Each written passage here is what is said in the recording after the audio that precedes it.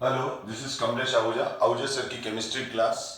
Previous class में हमने alcohol का reaction HX hydrogen halide HF HCl HBr HI से डिस्कस किया था और हमने देखा था कि HF रिएक्ट नहीं करता है क्योंकि उसकी रिएक्टिविटी बहुत कम है और HCl ZnCl2 की प्रेजेंस में रिएक्शन करता है और HCl और ZnCl2 के इस मिक्सचर को हम ल्यूकास रिएजेंट बोलते हैं। और ल्यूकास रिएजेंट जो है वो प्राइमरी सेकेंडरी और टर्शियरी अल्कोहल के बीच में डिफरेंस करने के लिए काम आता है, डिस्टिंग्विशन में काम आता है। यानी अगर हमारे को 3 डिफरेंट अल्कोहल गिवन है डिफरेंट डिफरेंट टेस्ट ट्यूब में, एक टेस्ट ट्यूब में प्राइमरी अल्कोहल है, एक में सेकेंडरी और एक में टर्शियरी है, तो तीनों में जब हम ल्यूकास रिएजेंट ऐड करते हैं तो जो टर्शियरी अल्कोहल होता है उसके अंदर व्हाइट टर्बिडिटी इमीडिएटली आ जाती है और प्राइमरी अल्कोहल के अंदर white turbidity half an hour तक नहीं आती है और उसके अंदर बहुत बार हमको वार्म अप भी करना पड़ता है और सेकेंडरी अल्कोहल के अंदर टर्बिडिटी 10 to 15 मिनट में आ जाती है। तो कुल मिला के क्या है, ये टाइम डिफरेंस देख के हम पता कर लेते हैं कि which alcohol is primary, which is secondary and which is tertiary, जिसमें इमीडिएटली व्हाइट टर्बिडिटी आ गई टर्शियरी अल्कोहल। और टर्शियरी अल्कोहल मोर रिएक्टिव होते हैं क्योंकि टर्शियरी अल्कोहल जब रिएक्शन करते हैं तो टर्शियरी कार्बोकेटायन बनाते हैं जो ज्यादा स्टेबल है, इसीलिए वो जल्दी बन जाता है। तो ये हमने लास्ट क्लास में डिस्कशन किया था। आज हम डिस्कस कर रहे हैं रिएक्शन विद फास्फोरस ट्राइहेलाइड्स और साथ में PCl5 और SOCl2 को भी डिस्कस कर लेंगे। अब इसमें PCl3 PBr3 और P+I2, इसका मतलब भी समझाऊंगा मैं। PCl3 PBr3 P+I2 ये जब अल्कोहल के साथ रिएक्ट करते हैं तो इसका by product S3PO3 phosphorus acid बनता है। PCl5 जब अल्कोहल से रिएक्ट करता है तो इसका बाय प्रोडक्ट POCl3 बनता है। SOCl2 जब अल्कोहल से रिएक्शन करता है तो इसका बाय प्रोडक्ट SO2 बनता है। तो इनके बाय प्रोडक्ट याद रख लो। क्यों? क्योंकि बाकी सब में तो क्या होगा, ROH, अल्कोहल का OH जो है, अल्कोहल का जो OH है, अल्कोहल का OH जो है वो अल्कोहल का जो OH है वो हेलोजन से सब्स्टिट्यूट हो जाएगा। जैसे ROH का PCl3 से तो RCl, ROH का PBr3 से तो RBr, इसके साथ तो RI, इसके साथ तो ROH RCl में, इसके साथ ROH RCl में। तो सबसे पहले हम SOCl2 की रिएक्शन देखते हैं। अब डार्जोन्स रिएक्शन, जब अल्कोहल का जो रिएक्शन है, अल्कोहल का जो रिएक्शन है बेटा, ये अल्कोहल और अल्कोहल का रिएक्शन जब SOCl2 से होता है, अल्कोहल का रिएक्शन जब SOCl2 से होता है पायरिडीन की प्रेजेंस में C5H5N, पायरिडीन की प्रेजेंस में, तो RCl HCl plus SO2 by product मिलता है। SO2 गैस है इसीलिए ये सिस्टम से एस्केप हो जाएगी। HCl एसिड है और पायरिडीन बेसिक मॉलिक्यूल है, ये बेस है, नाइट्रोजन बेस है। तो C5H5N प्लस HCl का जो आपस में रिएक्शन होता है वो ये होता है H प्लस Cl माइनस। तो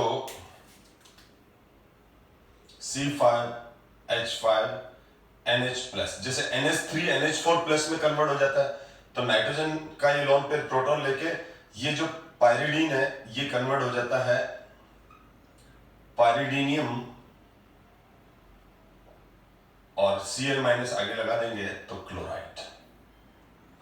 ये सॉलिड है, ये भी अपने आप ही बनता जाता है और सेपरेट होता जाता है।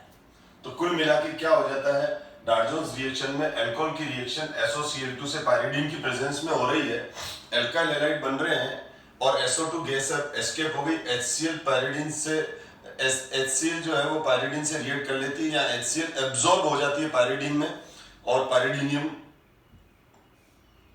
क्लोराइड बन जाता है और ये सेपरेट हो जाता है। तो ये बेस्ट मेथड इसीलिए है क्योंकि इससे प्योर अल्काइल हैलाइड बनते हैं। तो किसी भी रिएक्शन क्या किसी भी मेथड ऑफ प्रिपरेशन को कब बेस्ट कहा जाएगा, ये अल्काइल हैलाइड का मेथड ऑफ प्रिपरेशन के रेस्पेक्ट में बात कर रहा हूं मैं, ठीक है। तो ये अल्काइल हैलाइड अल्काइल क्लोराइड का बेस्ट मेथड ऑफ प्रिपरेशन है। तो ऐसा हम इसीलिए कहते हैं क्योंकि अल्काइल क्लोराइड प्योर मिल रहा है, SO2 अलग हो गया और जो HCl है उसको किसने एब्जॉर्ब कर लिया, पायरिडीन ने, तो हमारे पास प्योर HCl मिल गया, और सॉरी प्योर RCl मिल गया। एनीवे तो ये, इसके अलावा अगर हम नेक्स्ट रिएक्शन देखें, अच्छा इस रिएक्शन को अगर यूं हम समझे तो ROH, ये SOCl2 का ये स्ट्रक्चर होता है, और जब ये रिएक्शन होता है बेटा तो SO2, तो यहां पर RCl SO2 HCl RCl RCl, ठीक है, और ये SO2 बन गया। अब ये R की वैल्यू CH3 है तो CH3Cl बन जाएगा, C2H5 है तो C2H5Cl बन जाएगा। इसी तरह से अगर हम यहां पर PCl5 का रिएक्शन देखें, इसी तरह से हम यहां पर क्या देखें, PCl5 का रिएक्शन देखें, PBr3 में खाली क्या आ जाएगा, ब्रोमीन आ जाएगा। सॉरी, पहले PCl5 का रिएक्शन देख लेते हैं। तो PCl5 के रिएक्शन में भी क्या होता है, RCl बनेगा, HCl बनेगा, और POCl3 बाय प्रोडक्ट निकलेगा। अगर हम इसको यूं देखें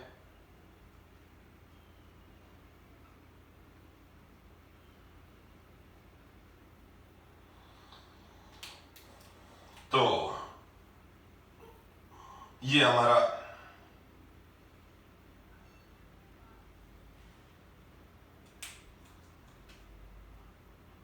POCl3 अलग हो गया, ये RCl, POCl3 और HCl, ये बॉन्ड बन जाएंगे, और ये POCl3 हो गया।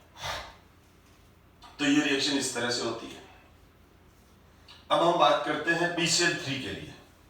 तो PCl3 के लिए क्या होता है बेटा, ध्यान देना, PCl3 के लिए 3 मॉलिक्यूल अल्कोहल लेते हैं, 3 RCl, 3 अगर PBr3 लिया है तो 3 PBr3 लेंगे तो RBr बन जाएगा, S3PO3। इसमें होता ये कि 3 अल्कोहल मॉलिक्यूल 1 PCl3 या 1 PBr3 से रिएक्ट करते हैं, और OH हटके Cl लग जाता है। इन तीनों रिएजेंट में आप ये ध्यान रखो कि OH हटके Cl लगता है, OH हटकर Cl लगता है, और बाय प्रोडक्ट खाली डिफरेंट है, इसीलिए मैंने कहा कि बाय प्रोडक्ट को याद रखो। अब इसमें क्वेश्चन ये है कि ना, अगर मैंने इधर PBr3 ले लिया तो यहाँ RBr बन जाएगा, पर हमको ये मालूम है Pi3 एक अनस्टेबल मॉलिक्यूल है। क्यों है? उसके आयोडीन की वजह से। आयोडीन का साइज बहुत बड़ा है। आयोडीन किसी भी एलिमेंट से, चाहे वो फास्फोरस हो, कार्बन हो, हाइड्रोजन हो, क्लोरीन हो, नाइट्रोजन हो, किसी भी एलिमेंट के साथ जब आयोडीन बॉन्ड बनाएगा तो वो वीक बॉन्ड बनाता है। रीजन ये कि आयोडीन का साइज बहुत बड़ा है, मास ज्यादा है, तो कोई भी एलिमेंट इस भारी भरकम चीज को नहीं संभाल पाता है। ठीक है, ये कोई भी एलिमेंट इसके साथ आके इतनी बड़ी आयोडीन अगर बॉन्ड बना लेगी तो ये जो ब्लू वाला एलिमेंट है, ब्लैक वाला आयोडीन है, तो ये बॉन्ड लेंथ बढ़ जाता है, और ये खुद हैवी है, तो ये बॉन्ड वापस टूट के आयोडीन अलग हो जाती है। तो जनरली आयोडीन के जो कंपाउंड है Pi3, Hi, इस तरह के, ये सारे अनस्टेबल होते हैं, बनते ही वापस डिकम्पोज हो जाते हैं। तो होता क्या है कि जैसे फास्फोरस है, 2 molecule phosphorus and 3 molecule I2, 2 molecule phosphorus and 3 molecule I2, तो बन जाता है 2Pi3, फास्फोरस ट्राइआयोडाइड बन जाता है। इसमें मैंने जो ये वाला एरो है, जो जिसको मैं अभी ब्लैक कर रहा हूं, ये वाला एरो है, ये पीछे वाला, ये वाला मैंने बड़ा लिखा। इसका मतलब ये हुआ कि ये बनता तो स्लो है और वापस डिकम्पोज तेजी से हो जाता है, यानी रिएक्शन बैकवर्ड डायरेक्शन में रहती है प्रोडक्ट, यानी ये अनस्टेबल है। तो ये बन गया, बनने के बाद अगर हमने इसको वापस छोड़ दिया तो रूम टेम्परेचर पर ये ऑटोमेटिकली वापस अपने कंस्टिट्यूएंट एलिमेंट्स में, यानी फास्फोरस और I2 में कन्वर्ट हो जाता है। तो ऐसी कंडीशन में हम क्या करते हैं, PI3 को फ्रेशली प्रिपेयर करके PI3 इमीडिएटली किससे रिएक्ट करवा PI3 को इमीडिएटली किससे रिएक्ट करवा देते हैं हम, PI3 को इमीडिएटली हम रिएक्ट करवा देते हैं एल्कोहल से। करते क्या है बेटा हम, जैसे इसके अंदर ये एल्कोहल पड़ा है, ये टेस्ट ट्यूब है और इस टेस्ट ट्यूब में हमारे पास एल्कोहल है। अब हमने क्या किया, इस टेस्ट ट्यूब के अंदर फास्फोरस प्लस आयोडीन को डाल दिया, डाल के और हीट कर दिया। तो क्या होगा, ये वाला जो फास्फोरस है, ये फास्फोरस आपस में, ये दोनों जैसे ही अंदर जाएंगे और हीट हो रहा है तो ये दोनों आपस में रिएक्ट करके इस रिएक्शन को फॉलो अप करके ये PI3 बना लेंगे। और PI3 जैसे ही बना वो एल्कोहल से इमीडिएटली, इस एल्कोहल से इमीडिएटली रिएक्ट करके RI में बदल जाएगा। यानी यहां पर जो रिएक्शन हुआ वो ये वाला हुआ, 3 एल्कोहल, और ये दोनों जैसे ही इसमें गए तो ये दोनों आपस में इस तरह से रिएक्ट करें। अब ये वापस इसमें डिकम्पोज हो उससे पहले ही PI3 एल्कोहल आपस में रिएक्ट कर लेते हैं, एल्काइल आयोडाइड बन जाते हैं और H3PO3 बन जाता है। तो जब इस तरह से रिएक्शन करते हैं तो हम इन रिएक्शन को बोलते हैं इन विट्रू रिएक्शन। तो ये, इससे आप परेशान मत हो, ये एनसीईआरटी में नहीं है। इन विट्रू का मतलब ये होता है कि आपने जो रिएजेंट है वो सॉल्यूशन एल्कोहल के अंदर ही बनाया है, यानी रिएक्शन के ड्यूरिंग ही टेस्ट ट्यूब में ये दोनों रिएक्ट करके रिएजेंट बन गया और फिर ये रिएजेंट इससे रिएक्ट कर गया। तो ये तो हो गया हमारा PCl5, PCl3, PBr3, PI3 इनकी रिएक्शंस, और इनसे एल्काइल हैलाइड बनाते हैं। और मैंने आपको एक बात क्लियर कर रखी है बेटा कि ये अगर ये रिएक्शन फिनोल के साथ नहीं होगी, क्योंकि फिनोल के अंदर जो कार्बन ये है डबल बॉन्ड कैरेक्टर है, तो कार्बन तो एरोमेटिक एल्कोहल के साथ रिएक्शन नहीं होती है PCl3, PBr3, PI3 और SOCl2, पर PCl5 का एक्सेप्शन रिएक्शन है।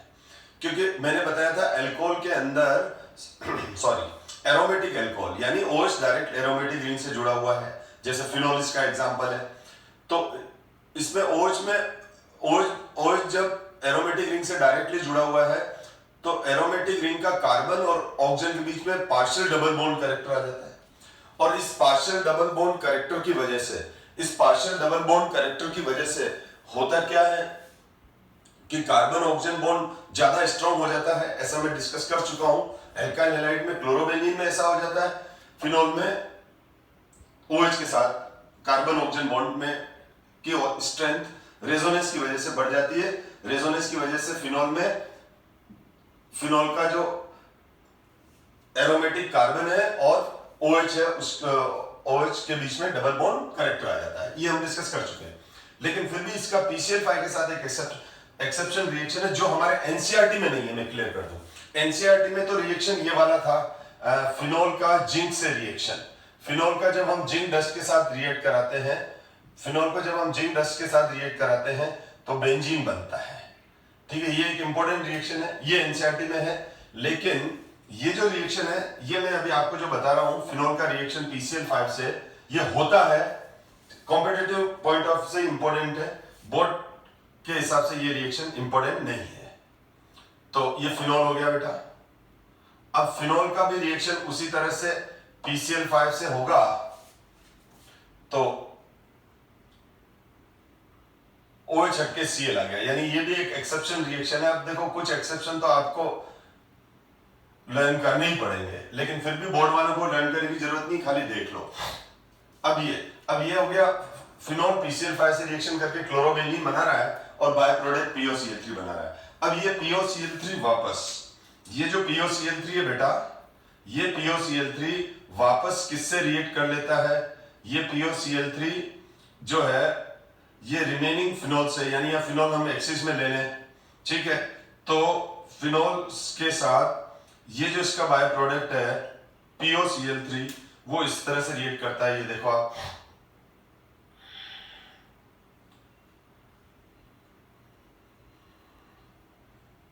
ये POCl3, जब ये इससे रिएक्ट करेगा तो क्या होगा, देखो POCl3 रिएक्ट कर रहा है तो ये 3 मॉलिक्यूल HCl निकल जाता है और ये तीनों के तीनों एरोमेटिक रिंग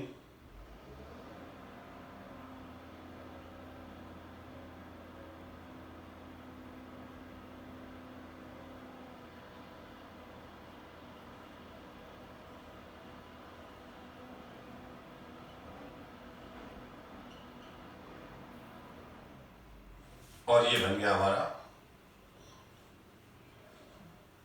+3HC। तो ये रिएक्शन बन जाता है, यानी क्लोरोबेंजीन के साथ ट्राइफिनाइल फास्फेट बन जाता है। ये इसका फॉर्मूला क्या हो गया, इसका फॉर्मूला लिख रहा हूं C6H5 whole thrice PO4। This is the triphenyl phosphate, this is the triphenyl phosphate. तो ये अलग से कॉम्पिटिटिव पॉइंट ऑफ व्यू से इंपॉर्टेंट रिएक्शन है, ट्राइफिनाइल फास्फेट बनता है और क्लोरोबेंजीन बनता है। अब हम आगे डिस्कस करते हैं डिहाइड्रेशन ऑफ एल्कोहल। अब हम आगे डिस्कस करते हैं बेटा डिहाइड्रेशन ऑफ एल्कोहल। तो जो डिहाइड्रेशन ऑफ एल्कोहल है वो एलिमिनेशन रिएक्शन मैकेनिज्म पर बेस्ड बीटा एलिमिनेशन रिएक्शन है। इसमें क्या होता है, डिहाइड्रेशन ऑफ एल्कोहल का मतलब क्या होता है, इसका मतलब होता है elimination of water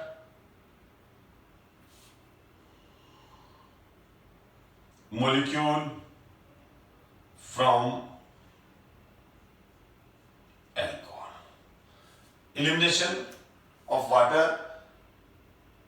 molecule from alcohol। और अब इस रिएक्शन के अंदर जो एल्कोहल है वो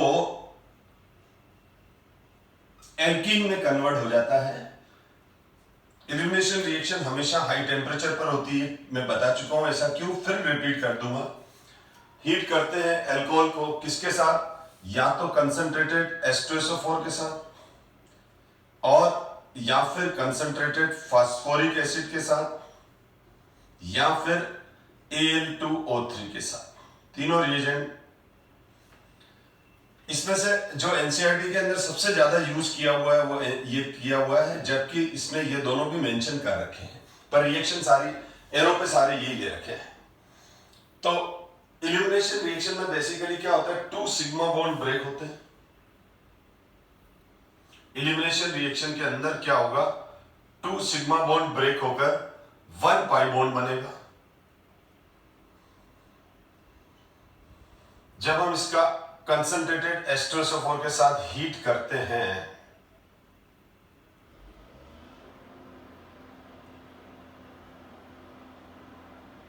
तो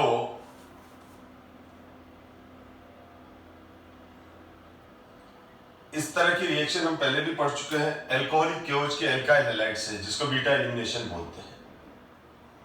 ये H2O लिखा गया। तो होता क्या है, अगर हम ये देखें तो ये कार्बन भी sp3 है, ये कार्बन भी sp3। अब मैं एक्सप्लेन कर रहा हूं इस रिएक्शन को। इसमें टोटल 7 सिग्मा बॉन्ड है, 1 2 3 4 5 6 7, 0 पाई बॉन्ड है। सैचुरेटेड अल्कोहल है, यानी सैचुरेटेड ऑर्गेनिक कंपाउंड है, सैचुरेटेड ऑर्गेनिक कंपाउंड है ये, ध्यान देना बेटा।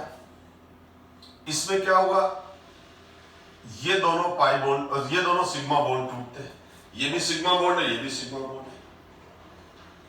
और जब यहां पर क्या हुआ, बोर्ड पे ध्यान दो बेटा, यहां पर एक मिनट देखना, मैं इसी को समझा रहा हूं। मैंने क्या कहा, ये दोनों सिग्मा बॉन्ड टूट गए, ये गया टूट गया सिग्मा बॉन्ड, ठीक, ये दोनों, ये सिग्मा बॉन्ड टूट गया। ये जब दोनों सिग्मा बॉन्ड टूट गए तो H और OH फ्री हो गए, वो आपस में कंबाइन कर लेंगे और वाटर मॉलिक्यूल बना लेंगे। लेकिन यहां से और यहां से बॉन्ड टूटने से इस कार्बन की वैलेंसी 4 से 3 हो गई और इस कार्बन की वैलेंसी 4 से 3 हो गई, तो वापस 4 करनी है, तो ये म्यूचुअल पाई बॉन्ड बना लेंगे, जिससे दोनों की वैलेंसी वापस 4 सेटिस्फाइड हो जाएगी। तो ये रिएक्शन इस तरह से हो रही है। अब इसमें सिग्मा बॉन्ड टूटकर पाई बॉन्ड बन रहे हैं, इस वजह से टेम्परेचर हाई चाहिए, क्योंकि सिग्मा बॉन्ड ज्यादा स्ट्रॉन्ग होते हैं। जबकि एडिशन रिएक्शन में क्या होता है, 1 पाई कन्वर्ट इनटू 2 सिग्मा। तो एलिमिनेशन रिएक्शन का रिवर्स एडिशन है या एडिशन का रिवर्स एलिमिनेशन है, बात एक ही है। तो एलिमिनेशन रिएक्शन किसका रिवर्स है, एडिशन रिएक्शन का रिवर्स है। एडिशन रिएक्शन में तो 1 पाई बॉन्ड ब्रेक होते हैं और 2 सिग्मा बॉन्ड बनते हैं, और एडिशन रिएक्शन में 1 पाई बॉन्ड ब्रेक होकर 2 सिग्मा बॉन्ड बनते हैं। एलिमिनेशन रिएक्शन में 2 सिग्मा बॉन्ड ब्रेक होकर 1 पाई बॉन्ड बनता है। अब यहां पर देखो 5 तो सिग्मा हो गए रेड वाले, 1 पाई हो गया, दोनों कार्बन sp2 हो गए, अनसैचुरेटेड हाइड्रोकार्बन एल्कीन का फॉर्मेशन हो गया। अब यहां पर जिस कार्बन पर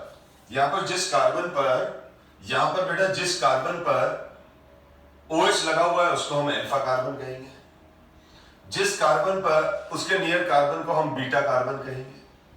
अल्फा कार्बन से यहां पर जो हाइड्रोजन जुड़े हुए हैं उनको अल्फा हाइड्रोजन कहेंगे, अगर यहां हाइड्रोजन जुड़े हुए हैं तो। जैसे ये वाला हाइड्रोजन अल्फा हाइड्रोजन, ये वाला हाइड्रोजन अल्फा हाइड्रोजन पर, और इसी तरह से बीटा कार्बन से जुड़ा हुआ हाइड्रोजन, ये बीटा कार्बन से जुड़ा हुआ ये हाइड्रोजन, तो बीटा कार्बन से जुड़ा हुआ ये हाइड्रोजन होगा, ये हो जाएगा बीटा एच। तो यहां पर ये क्या हुआ, ये है बीटा एच एटम, और इस रिएक्शन में क्या हुआ, ये बीटा एच एटम का क्या हुआ है बेटा, इलिमिनेशन हुआ है। इस रिएक्शन में बीटा एच एटम का, इस रिएक्शन के अंदर बीटा एच एटम का इलिमिनेशन हुआ है, तो इसलिए इस रिएक्शन को हम बीटा इलिमिनेशन रिएक्शन कहते हैं। चाहे वो अल्काइल हैलाइड का अल्कोहलिक KOH की प्रेजेंस में रिएक्शन हो, चाहे अल्कोहल का कंसंट्रेटेड H2SO4 की प्रेजेंस में रिएक्शन हो, दोनों ही रिएक्शन का नाम हम बीटा एलिमिनेशन देते हैं, क्योंकि दोनों ही रिएक्शन में beta H atom as a H+ release हो जाता है। यहां बीटा H एटम एलिमिनेट हो रहा है, इसीलिए हम इसको बीटा एलिमिनेशन रिएक्शन कहेंगे, क्योंकि एलिमिनेशन दो तरह का होता है, अल्फा एलिमिनेशन और बीटा एलिमिनेशन। अल्फा एलिमिनेशन में अल्फा H से हाइड्रोजन निकलता है। अल्फा एलिमिनेशन अभी हमारे सिलेबस में नहीं है, तो मैं अभी इसको डिस्कस नहीं करूंगा इस क्लास के अंदर। सेपरेट क्लासेस में मैं डिस्कस करूंगा, जो कॉम्पिटिटिव, स्पेशली कॉम्पिटिटिव एग्जाम्स के लिए अलग से वीडियो बनाता हूं, उसके अंदर मैंने अल्फा एलिमिनेशन डिस्कस कर रखा है। तो कंसंट्रेटेड H2SO4 के साथ हीट किया, तो ये हो गया बेटा। अब हम इसका मैकेनिज्म देखते हैं बेटा। तो बेसिकली ये मैकेनिज्म इसका कार्बोनियम आयन मैकेनिज्म है। तो अच्छा, एक मिनट, मैकेनिज्म देखने से पहले हम पहले कुछ रिएक्शन देख लेते हैं, फिर मैकेनिज्म देख लेते हैं, क्योंकि हमारे सिलेबस में इसका मैकेनिज्म भी है। जैसे ये इथाइल अल्कोहल है बेटा, CH3 CH2OH। अब मैंने इसको कंसंट्रेटेड H2SO4 के साथ हीट किया। अब मैंने इसको कंसंट्रेटेड H2SO4 के साथ हीट किया। जब मैं कंसंट्रेटेड H2SO4 के साथ हीट करूंगा, तो ये मेरा बीटा H एटम, ये OH, ये दोनों बॉन्ड टूटे, ये H और OH अलग हुए और आपस में कंबाइन करके वाटर बना लेंगे, और क्या बन जाएगा, एल्कीन बन जाएगा।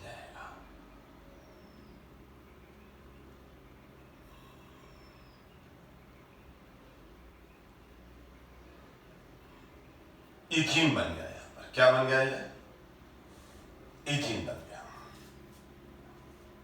और अगर मैंने, ये तो हुआ इथेनॉल टू इथीन कन्वर्ट हुआ। अगर मैंने ये ले लिया 1 प्रोपेनॉल ले लिया, यानी यहां CH3 कर दिया, तो भी क्या हो जाएगा, प्रोपीन बन जाएगा। रिएक्शन वो का वही है बेटा, प्रोपीन बन जाएगा। और अगर मैंने प्रोपेन 2-ऑल ले लिया, प्रोपेन 2-ऑल लेके इसको कंसंट्रेटेड H2SO4 के साथ हीट किया, तो OH तो ये निकलेगा। अब ये भी बीटा कार्बन है, ये भी बीटा कार्बन है, एक को बीटा डैश बोल देंगे। तो इसमें अगर आपको कोई पूछे कि कितने बीटा H एटम है, 6, 3 है। अब अगर OH यहां से और H अगर इस यहां से निकालता हूं, तो बनेगा CH3 CH double bond CH2 plus H2। OH यहां से, H यहां से निकला तो पाई बॉन्ड यहां बनेगा। ये रिएक्शन समझा रखी है मैंने ऊपर। और अगर मैंने यहां से निकाला, तो ये बन जाएगा CH3। तो है तो दोनों प्रोपीन, तो इसीलिए यहाँ कोई दो प्रोडक्ट नहीं मिल रहे हैं, चाहे हम इस बीटा कार्बन से या इस बीटा डैश कार्बन से, इनमें से दोनों में से कहीं से भी हाइड्रोजन हटा दें, बनेगा तो प्रोपीन ही। तो प्रोपेन 1 ओल हो चाहे प्रोपेन 2 ओल हो, ऊपर वाला प्रोपेन 1 ओल है, नीचे वाला प्रोपेन 2 ओल है, इससे बनने वाला प्रोडक्ट हमारा प्रोपेन ही होता है। पर कुछ एलिमिनेशन रिएक्शन ऐसी होती है जिसमें एक से ज्यादा प्रोडक्ट मिलते हैं, जैसे मैं बात करूं ब्यूटेन 2 ओल की, तो कुछ रिएक्शंस ऐसी हैं जहां हमको एक से ज्यादा प्रोडक्ट मिलते हैं। उस केस में हम, अगर वो अलग डिफरेंट प्रोडक्ट हैं, एक से ज्यादा डिफरेंट प्रोडक्ट मिल रहे हैं, तो उस केस में हम रिएक्शन का मेजर प्रोडक्ट फाइंड करने के लिए सेटजेफ लॉ यूज करते हैं। उस केस में हम क्या यूज करते हैं? सेटजेफ लॉ यूज करते हैं। जैसे ये ब्यूटेन 2 ओल है, तो ये अल्फा, ये क्या है, इसका नाम है ब्यूटेन 2 ओल, जो कि ऑप्टिकली एक्टिव एल्काइल अल्कोहल है। ये केरल कार्बन भी है, ठीक है ना, ये रेड वाला, लेकिन उससे मतलब नहीं है, मैं तो याद दिला रहा हूं आपको, ठीक है। एनीवे, अब यहां पर ये अल्फा हो गया, ये बीटा डैश हो गया और ये बीटा हो गया, कुछ भी कह दो, बीटा, ये गामा, चलो इसको बीटा बोल देते हैं, इसको बीटा डैश बोल देते हैं, एक ही बात है। अब OH तो ये जाना ही है,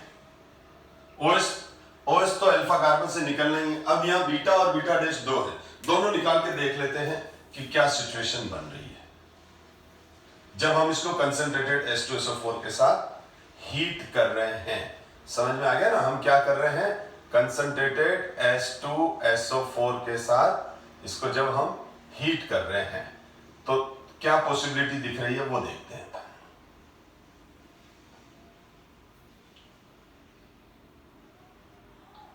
तो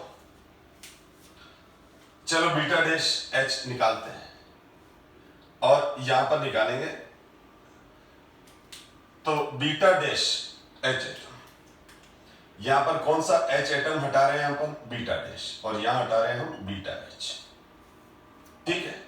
तो जब हम बीटा डैश हटाएंगे, तो देखो बीटा डैश हटाएंगे तो अल्फा और बीटा डैश के बीच में यहां डबल बॉन्ड बनेगा, क्योंकि जहां से हाइड्रोजन OH, ये कार्बन के साथ तो डबल बॉन्ड बनने वाला ही है। अगर ये वाला हाइड्रोजन हटेगा तो डबल बॉन्ड यहां आ जाएगा, और ये वाला हाइड्रोजन हटाओगे तो डबल बॉन्ड यहां आ जाएगा। तो देखो क्या होगा, इस केस में हमारे पास ब्यूट 1 इन बन गया, क्योंकि ये वाला H हटा, तो ये वाला H हटा, डबल बॉन्ड ये बन गया, तो ये बन गया हमारे पास ब्यूट 1 इन। और अगर मैंने ये वाला H हटाया तो अल्फा और बीटा, यहां डबल बॉन्ड बनेगा, और मेरे पास बन गया ब्यूट, ये बन गया मेरे पास ब्यूट 2 इन। दो प्रोडक्ट मिल रहे हैं। अगर मैं इसका स्ट्रक्चर देखूं,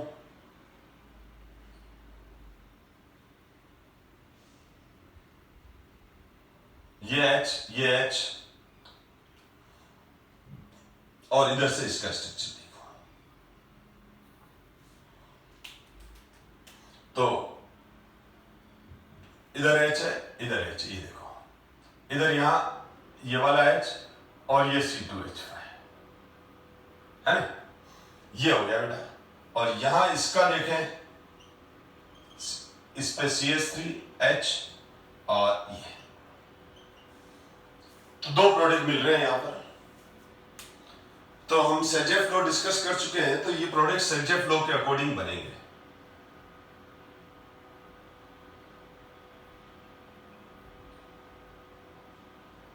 सेटजेफ लॉ क्या कहता है? अब इस केस में ये वाला क्या है? अनसिमेट्रिकल है, लेस स्टेबल है, और ये वाला क्या है? सिमेट्रिकल है, मोर एल्काइलेटेड है, बता रहा हूं मोर एल्काइलेटेड का मतलब भी ये मोर स्टेबल है। बेसिकली देखो बेटा, यहां पर क्या हो रहा है, यहां पर देखो ये C डबल बॉन्ड C, ये जो दोनों तरफ जो डबल बॉन्ड मतलब एल्कीन में एल्कीन, ये ब्लैक वाला स्केलेटन तो एल्कीन फंक्शनल ग्रुप को बता रहा है, ब्लैक वाला स्केलेटन तो एल्कीन फंक्शन, तो इस कार्बन पे एक CH3 एक H है और इधर दूसरे वाले कार्बन पे भी एक CH3 और H है, यानी दोनों कार्बन बैलेंस है, सिमेट्रिकल स्ट्रक्चर है।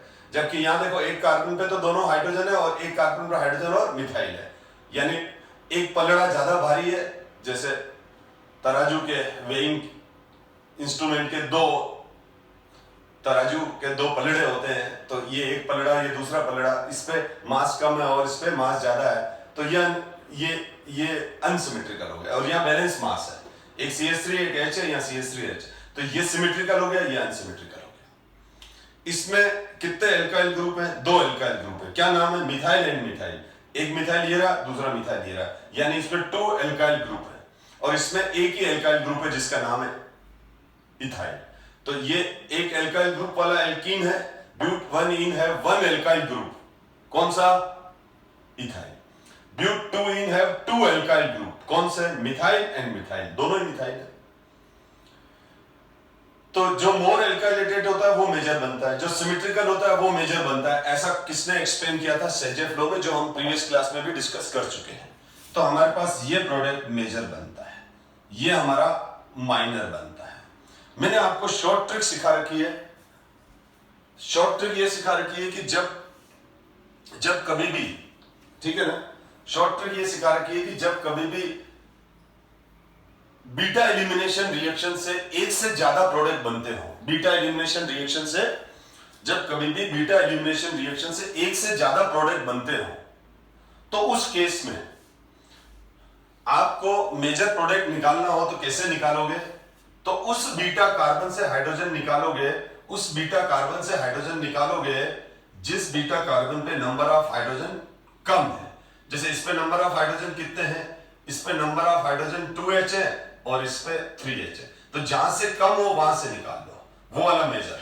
जैसे इस कार्बन पर 2 हाइड्रोजन है तो मेजर प्रोडक्ट ये होगा, यानी H atom eliminate from that carbon which beta carbon have less number of hydrogen atom. वापस ध्यान से सुन लो, उस बीटा कार्बन से H एलिमिनेट होंगे जिस बीटा कार्बन पर हाइड्रोजन के नंबर कम हो, उससे मेजर प्रोडक्ट मिलेगा। तो मेजर प्रोडक्ट कौन सा होगा? यहां वाला, क्योंकि इस बीटा कार्बन पे 2 हाइड्रोजन एटम है, तो यहां से एक हटाओ और 2 ब्यूटीन बनेगा और वो 2 ब्यूटीन मेजर बनेगा। यहां से भी हटाएंगे तो सही, और इस बीटा कार्बन पर 3 हाइड्रोजन एटम है, तो यहां से भी हटेगा और 1 ब्यूटीन बनेगा। लेकिन ये जो 1 ब्यूटीन बनेगा, ये वाला जो 1 ब्यूटीन बनेगा यहां से हटने से, वो माइनर बनेगा। तो शॉर्ट ट्रिक बढ़िया है कि जब भी कोई कंफ्यूजिंग मॉलिक्यूल आ जाए तो उस केस के अंदर आपको क्या करना है, उस बीटा कार्बन से हाइड्रोजन हटा लो जिसपे number of beta H atom कम है, तो ऑटोमेटिकली मेजर प्रोडक्ट आपके सामने आ जाएगा। इस तरह क्वेश्चन मैंने एल्काइल हैलाइड में कराए भी थे, एनसीईआरटी बुक के अंदर भी क्वेश्चन है। अब आता है, हम इसके मैकेनिज्म की बात कर रहे हैं, मैकेनिज्म की बात करते हैं। तो मैकेनिज्म के अंदर सबसे पहले क्या है, ये कंसंट्रेटेड H2SO4 से रिएक्शन हो रहा है, तो ध्यान देना, जो कंसंट्रेटेड H2SO4 है वो जब आयोनाइज होगा तो H+ और HSO4- देगा। तो इसकी स्टेप फर्स्ट जो है, स्टेप फर्स्ट की बात कर रहा हूं मैं।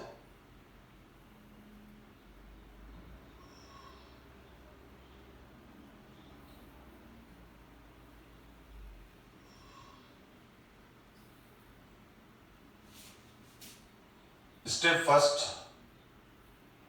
में सबसे पहले ये जो H+ है, ये रेड वाला H+ जो H2SO4 ने दिया, ये H+, एल्कोहल क्या होता है? एल्कोहल एक अच्छा लुईस बेस भी है।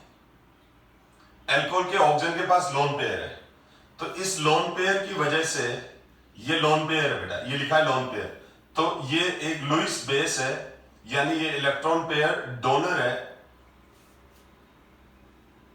और अगर हम ब्रांस्टेड-लोरी थ्योरी के अकॉर्डिंग चले तो एल्कोहल प्रोटॉन एक्सेप्ट करता है, यानी लुईस बेस है, क्योंकि ब्रांस्टेड, वापस सुनना, लुईस बेस किसको बोलते हैं? जो इलेक्ट्रॉन पेयर डोनर हो। तो एल्कोहल के ऑक्सीजन के पास लोन पेयर है, एल्कोहल की ऑक्सीजन के पास लोन पेयर है, वो लोन पेयर दे सकता है, तो लुईस बेस हो गया। लुईस एसिड बेस कंसेप्ट के according, Lewis base acid base theory के according alcohol is a Lewis base. Bronsted Lowry theory के अकॉर्डिंग ये था कि जो प्रोटॉन देते हैं वो एसिड, जैसे एस्ट्रोसोफोर प्रोटॉन देता है तो वो एसिड। ब्रांस्टेड-लोरी थ्योरी के अकॉर्डिंग वो है जो प्रोटॉन लेता है वो बेस, तो एल्कोहल प्रोटॉन लेके प्रोटोनेटेड एल्कोहल में कन्वर्ट होता है, अपन हर रिएक्शन में देख रहे हैं। तो एल्कोहल इज अ लुईस के अकॉर्डिंग, तो एल्कोहल कौन है? लुईस के अकॉर्डिंग एल्कोहल लुईस बेस है। ब्रांस्टेड-लोरी थ्योरी के अकॉर्डिंग एल्कोहल प्रोटॉन एक्सेप्टर है और वो प्रोटोनेटेड एल्कोहल बनाता है, ब्रांस्टेड बेस है, तो ये OH2 हो जाता है और यहाँ ऑक्सीजन पर पॉजिटिव चार्ज आ जाता है। ठीक है, ये प्रोटोनेटेड एल्कोहल बन गया हमारा। क्या बन गया हमारा? ये protonated alcohol. This is our protonated alcohol. ये हमारा प्रोटोनेटेड एल्कोहल है। ठीक है, अब जब ये प्रोटोनेटेड एल्कोहल है, ठीक है, समझ गए मेरी बात? यानी ये हुआ है बेटा CH3 CH2 OH, कोई एग्जांपल ले लूं मैं, ठीक, तो ये H+ इस पे अटैक करेगा, इसका लोन पेयर लेगा CH3 CH2 OH, और ये H, ये लोन पेयर ऑलरेडी है, ये बन गया हमारा प्रोटोनेटेड एल्कोहल, जिसको मैं OH2+ लिख रहा हूं। और ये वैलेंसी तो किसी से भी पूरी हो सकती है। ठीक है, चलो मैंने हाइड्रोजन ही ले लिया एक बार समझाने के लिए, तो ये इथाइल एल्कोहल है बेटा, ये रहा। ठीक है, अब जब ये इथाइल एल्कोहल है तो ये प्रोटोनेटेड इथाइल एल्कोहल में कन्वर्ट हो गया। मैंने आपको बताया था OH is poor leaving group है, ये वाला पुअर लिविंग ग्रुप है, क्योंकि कार्बन ऑक्सीजन की बॉन्ड एनर्जी भी ज्यादा ही होती है, तो alcohol direct nucleophilic substitution reaction नहीं देता है। लेकिन अब ये यहाँ पर ऑक्सीजन पर पॉजिटिव चार्ज आ गया, तो ये अनस्टेबल हो गया। ये तो यहाँ पर तो ये OH ग्रुप स्टेबल है, लेकिन जैसे ये प्रोटोनेटेड हुआ तो ये ऑक्सीजन पे पॉजिटिव चार्ज आ गया और ये जो ग्रुप हो गया वो अनस्टेबल हो गया। अनस्टेबल हो गया, जैसे आप मेरे साथ कंफर्ट नहीं हो तो मेरे को लीव कर जाओगे, यानी मेरे साथ आप अनस्टेबल हो तो मुझे लीव कर जाओगे। इसी तरह से यहाँ पर ये अनस्टेबल है इसके साथ, तो ये इसको लीव कर जाता है, तो ये गुड लिविंग ग्रुप में कन्वर्ट हो जाता है। ये किस में कन्वर्ट हो जाता है? गुड लिविंग ग्रुप, क्योंकि ऑक्सीजन पे पॉजिटिव चार्ज आ गया, ये बॉन्ड को अपनी तरफ खींच रहा है, तो ये अलग हो जाता है। तो सबसे पहली स्टेप में देखो, स्टेप फर्स्ट में क्या हुआ है? Formation of protonated alcohol. इससे क्या हो गया? ये हमारा ग्रुप गुड लिविंग ग्रुप में कन्वर्ट हो गया। ये हो गई हमारी स्टेप फर्स्ट। अब स्टेप सेकंड में क्या हो रहा है? जो स्टेप सेकंड है इसमें, जो ये स्टेप सेकंड है बेटा, ये स्टेप जो सेकंड है इसमें ये जो OH2+ है, यानी प्रोटोनेटेड एल्कोहल का जो OH है, OH2 सॉरी, ये वाला जो है ये अब अलग हो जाता है इससे। ये है इसकी स्लो स्टेप, और स्लो स्टेप ही रेट डिटरमाइनिंग स्टेप होती है। केमिकल काइनेटिक्स में हमने पढ़ चुके हैं, पहाड़ पे चढ़ना रेट डिटरमाइनिंग है, पहाड़ से उस तरफ कूदना फास्ट स्टेप है। आप पहाड़ पे चढ़ रहे हो स्लो चढ़ोगे, और जब हिल पे पहुंच गए फिर उस कूद रहे हो तो फास्ट नीचे आ जाओगे। ये प्लस H2O, तो ये कार्बोनियम आयन बन गया। तो देखो मैं कोशिश कर रहा हूं बिल्कुल सामने। First step formation of protonated alcohol, ये रहा। फॉर्मेशन ऑफ कार्बोकेटाइन, ये रहा formation of carbocation. It is the slowest step and hence the rate determining step of the reaction. ये वाली बात आ गई। ये फर्स्ट वाली स्टेप, ये सेकंड वाली स्टेप, बिल्कुल सामने लिखा है। अब क्या हो गया? अब थर्ड स्टेप में क्या होता है? थर्ड स्टेप में ये होता है बेटा, थर्ड स्टेप में क्या होता है? थर्ड स्टेप के अंदर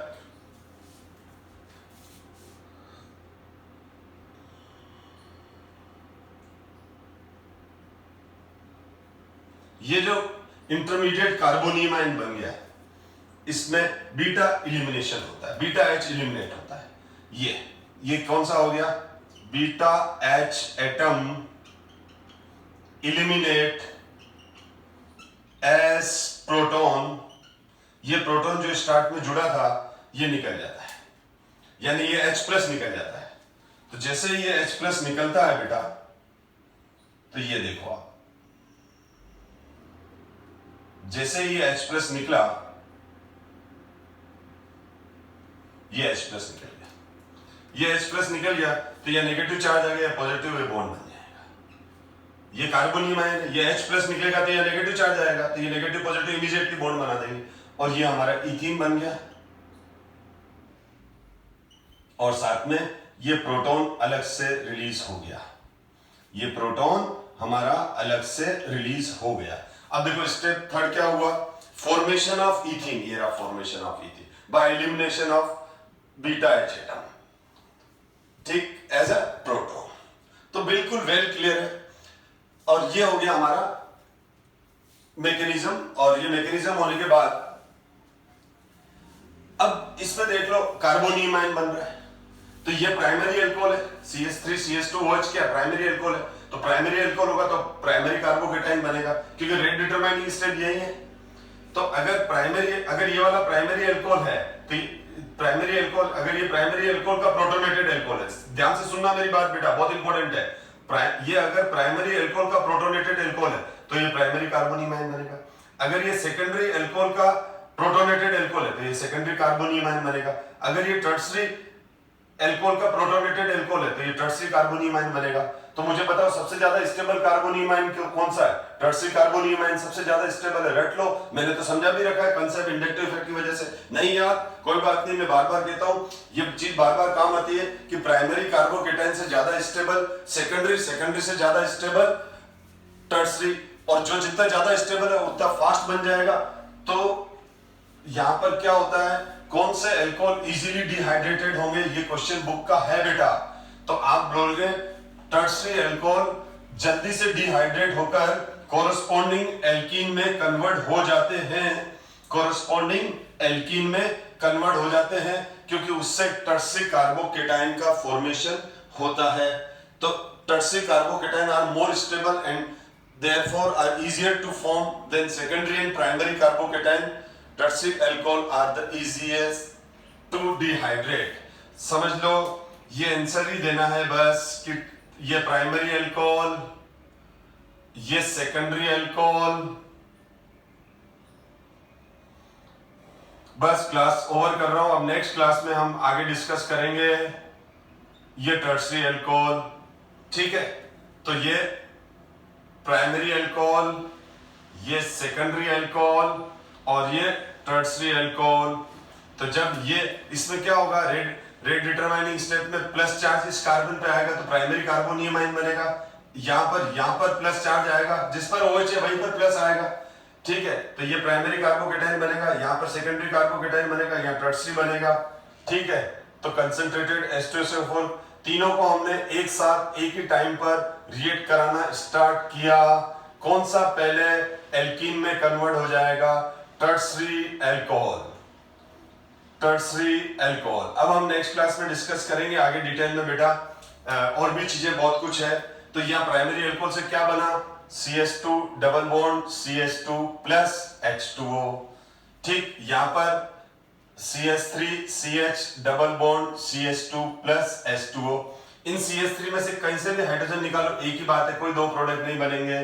CH3 ये CH2 प्लस H2O, इसका नाम है टर्सरी ब्यूटाइल अल्कोहल। ये टर्सरी ब्यूटाइल अल्कोहल से आइसोब्यूटिलीन बन रहा है।